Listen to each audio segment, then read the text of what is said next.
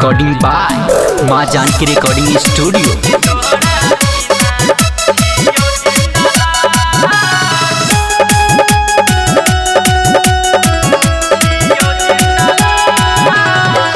छोड़ कपगली हमर केला कौन देताबा कहियो न भेजला हमरा कोनो सन देताबा जिए के कोनो नहीं कया सके कि तोहरा बिना जियो जिंदला जिए के कोनो नहीं कया सके कि तोहरा बिना जियो जिंदला।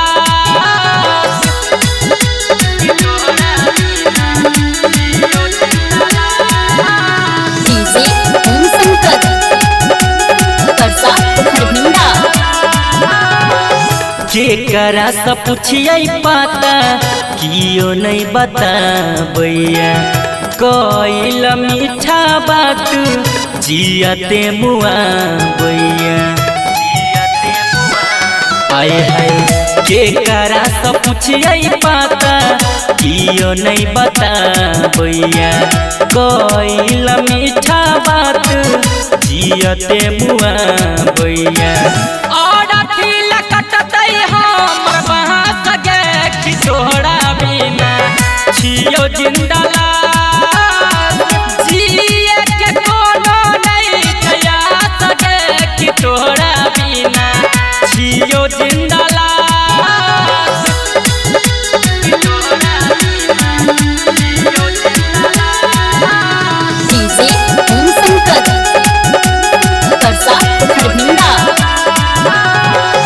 कहे छो कान कान के राइटर राजू राजा अंकित बिहारी के देला कौन साजा आए है कहे छो कान कान के राइटर राजू राजा अंकित बिहारी के देला कौन साजा।